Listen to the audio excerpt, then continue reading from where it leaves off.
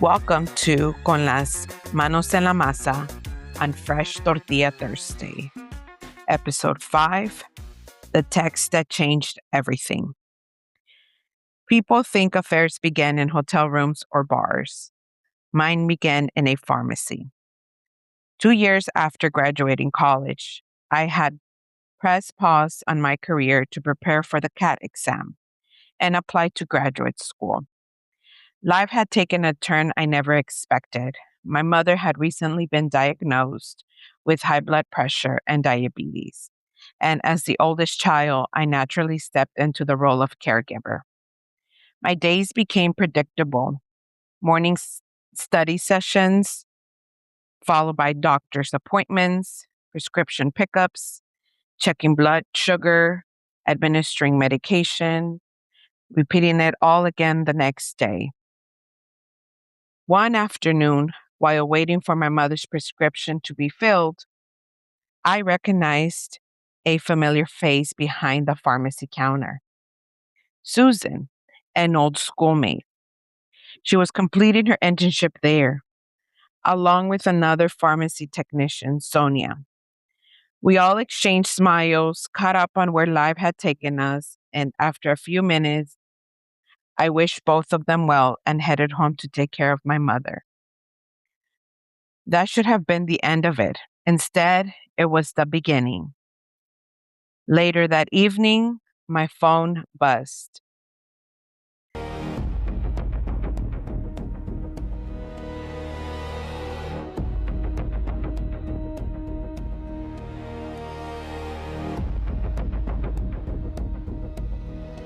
An unknown number. Hi, I'm Sonia. I got your number from Susan. I hope you don't mind. I just thought you were really handsome and I felt a connection talking to you today. I was wondering if you felt the same. I stared at the screen. I should have ignored it, deleted it, blocked the number. Instead, I replied. That's when I stuck my hands into the wrong dough. At the time, I had been living with my girlfriend for 3 years. We talked about marriage. We were building a future together. Yet every morning, I looked forward to Sonia's good morning text. Every night ended with sleep well.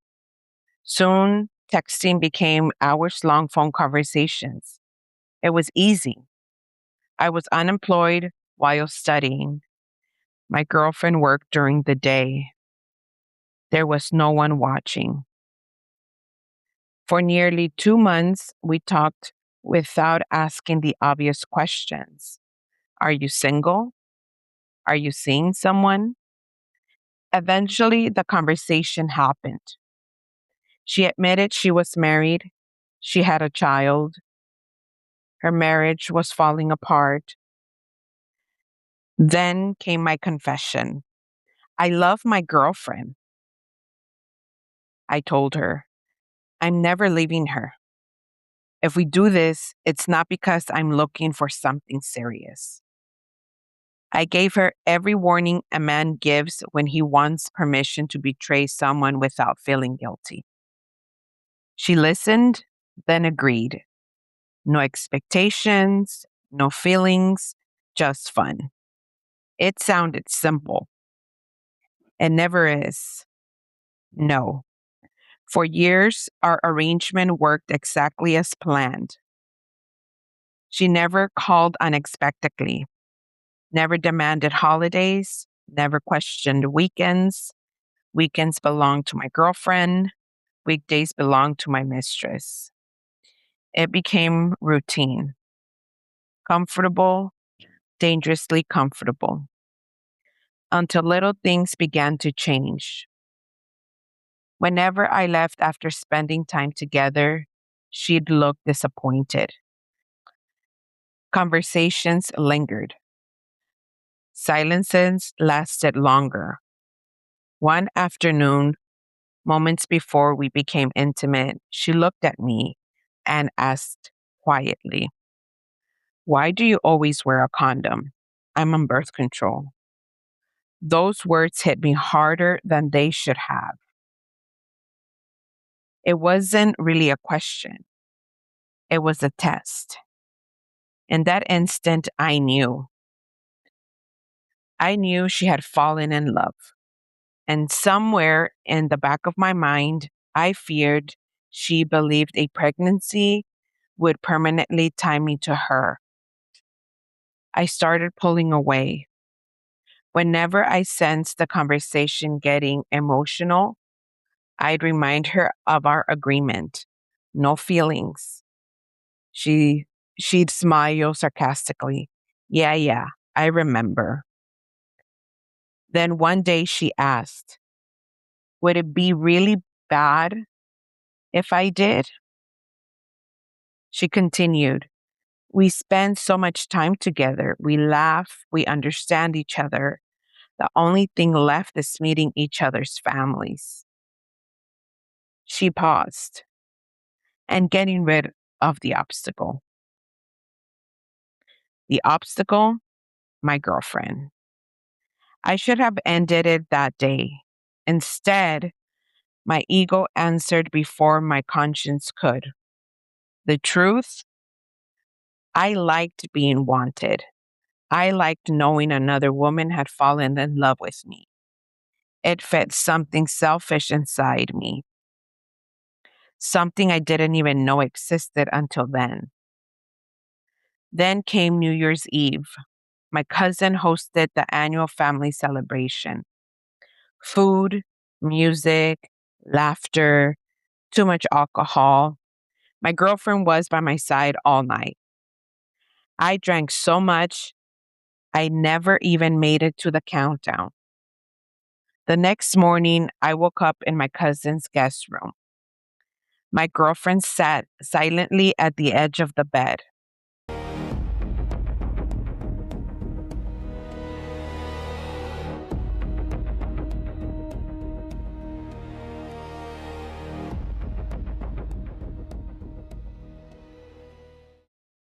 Her back faced me. Good morning.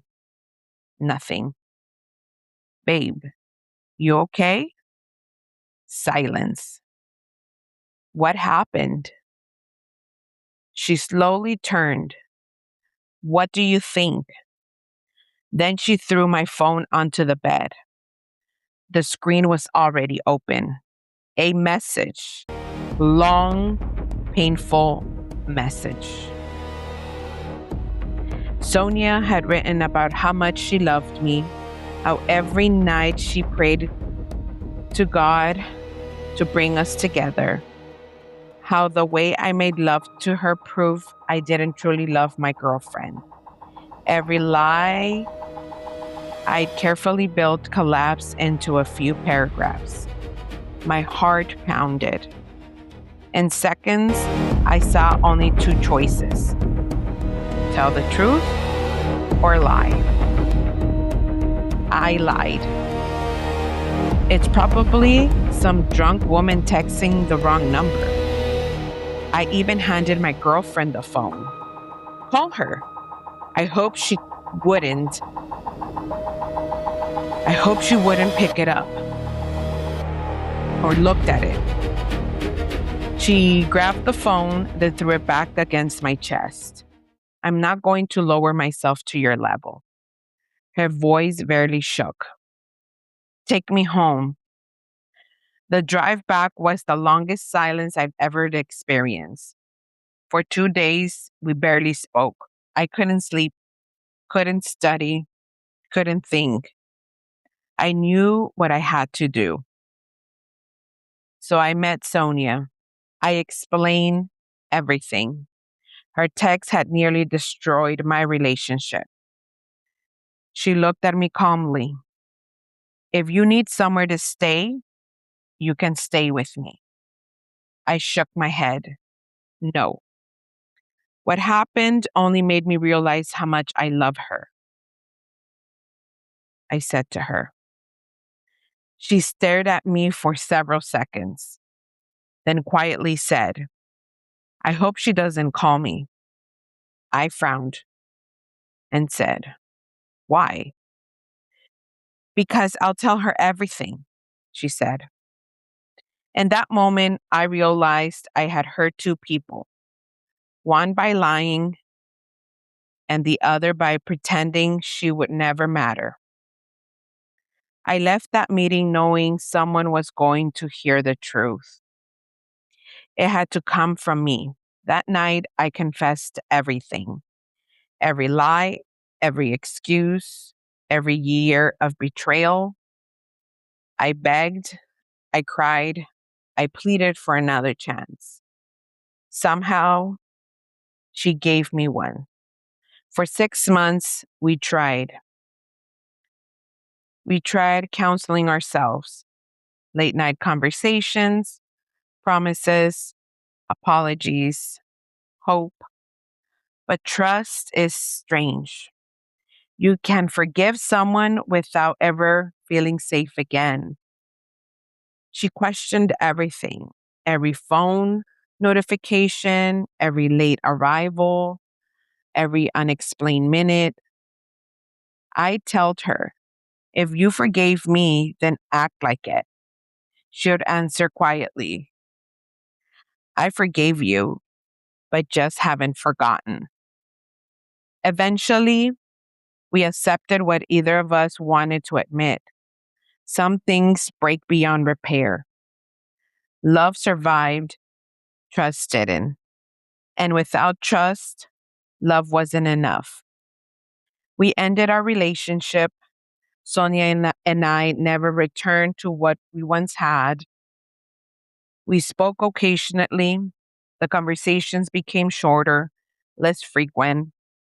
She often asked how things were going with my girlfriend. The irony wasn't lost on me. The woman I'd trusted to keep my secret had threatened to expose it. The trust between us disappeared too. Even after my relationship ended, I couldn't see her the same way.